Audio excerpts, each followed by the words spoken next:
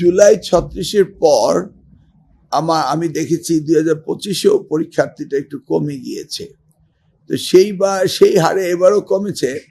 তবে আমার মনে হয় পরিবেশ ফিরে আসবে এবং লেখাপড়ায় আবার মনোযোগী হবে। পরীক্ষা সুন্দর হচ্ছে, কোথাও কোনো অপ্রীতিকর ঘটনা ঘটেনি, প্রশ্ন আউটের কোনো সম্ভাবনা আদৌ নেই এবং হয়নি, এবং এই ধরনের কোনো আলোচনা নেই।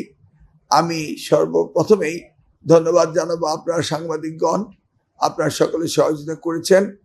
এই পরীক্ষা সুস্থ স্বাভাবিক হোক, এই জন্য আপনারা পূর্ব থেকেই বিভিন্নভাবে আমি যে পদক্ষেপগুলো নিয়েছি এগুলো আপনারা বারংবার টেলিভিশনে নিউজ পেপার প্রচারিত করেছেন বিধায় সারা জাতি জেনেছে যে পরীক্ষা এবার সুন্দর হবে এবং নকলমুক্ত হবে, প্রশ্নপত্র ফাঁস হবে না ইনশাল্লাহ।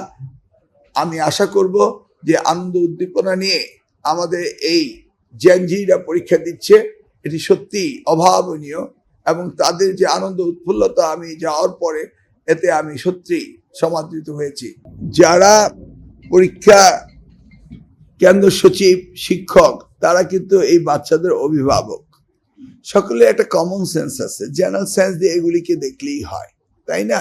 এটার জন্য কোনো আইন করার দরকার নেই। একটি বাচ্চা যদি ট্রাফিকে দেরি হয়ে যায়, কিভাবে তাকে আরো সান্ত্বনা দিয়ে তার অস্থিরতা কমিয়ে তাকে কিভাবে নিয়ে যাবে, এটা প্রত্যেকটা অভিভাবকের এবং টিচারদের এই ধরনের ট্রেনিং রয়েছে। তো আমার মনে হয় এটা অ্যাড্রেস করবে, সকলে অ্যাড্রেস করবে। তাছাড়া ডিএমপির কমিশনার গতকাল আমাকে বিশেষভাবে রিকোয়েস্ট করেছিলেন যে পরীক্ষা কেন্দ্রগুলি যেন সকাল ৮টা থেকেই খোলা থাকে, যারা আগে যে আসতে চায়, টু মেক মোর সিকিউর, কারণ বলা তো যায় না রাস্তাঘাটে কি হয় দূর দূরান্ত থেকে, সেই ব্যবস্থা আমরা রেখেছি। তবুও যারা খানিকটা দেরি হয়েছে তাদের নিয়ে নিশ্চয়ই আমি আশা করব তারা যেন বিভ্রান্ত না হয়, ভয় না পায়, তাদেরকে সহযোগিতা করাটাই হচ্ছে আমাদের প্রথম কাজ। বোর্ডগুলো অ্যাডমিট কার্ড যথাসময় বিতরণ করতে হবে। আমি ওই বিষয়টি লক্ষ্য করেছি, যোগাযোগ করার চেষ্টা করেছি। কোনো কোনো জায়গায় তারা প্রিন্ট আউট পেতে নাকি একটু দেরি হয়েছিল, কেউ কেউ বলেছে, বাট পৌঁছে দিয়েছে বলেই শুনেছি। হয়তোবা কোনো জায়গায় তাদের ইলেকট্রিসিটি ছিল না বলে বোধহয় ডাউনলোড করতে পারেনি, এই ধরনের একটা সংবাদ শুনেছি। তবে কেউ বাদ পড়েছে এটা শুনিনি।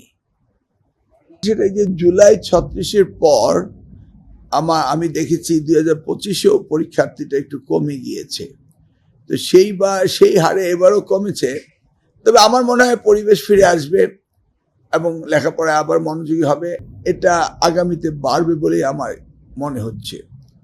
এবার সেই ট্রেন্ডটা আছে, করোনার পর থেকে ট্রেন্ডটা শুরু হয়েছিল, মাঝখানে একটু গতবার কমেছিল, দেখা যাক এবারও কমেছে, আগামী দিনে নিশ্চয়ই আস্তে আস্তে আবার এটা ঝরে পড়বে না। এসএসসি পরীক্ষাটা মূলত বিগত সরকারের সময় থেকে সবকিছু স্কেজুয়াল সেট, কোশ্চেন মনিটরিং সবকিছু হয়েছিল, সেই জন্য এটাকে আমি টাচ করিনি।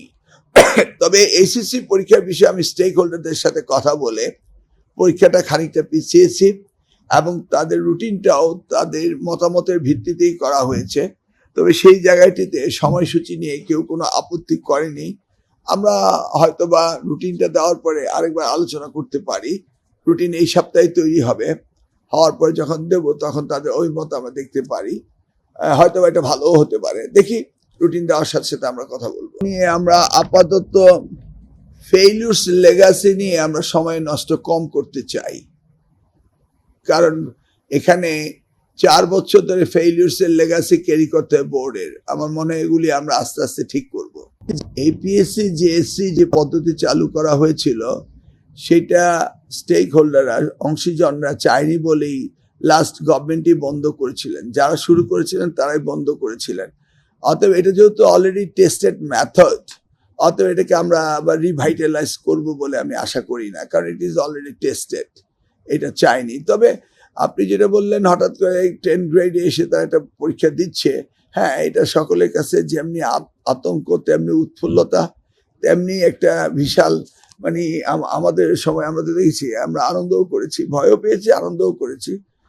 এই জায়গাটাতে আপাতত থাকুক। আমরা জিএসসিতে যেহেতু এটা ভালো হয়নি, সেই জায়গায় ফেরত যাওয়ার কোনো কারণ নেই। কারিকুলাম নিয়ে আমরা বিশেষজ্ঞদেরকে আমি মন্ত্রণালয়ের দায়িত্ব পাওয়ার পরেই তাদেরকে কারিকুলাম নিয়ে কাজ করার জন্য বলেছি, তারা কাজ করছে। গতকাল থেকে আমি ডিরেক্ট সুপারভিশন শুরু করেছি, আজকেও সেই সুপারভিশন।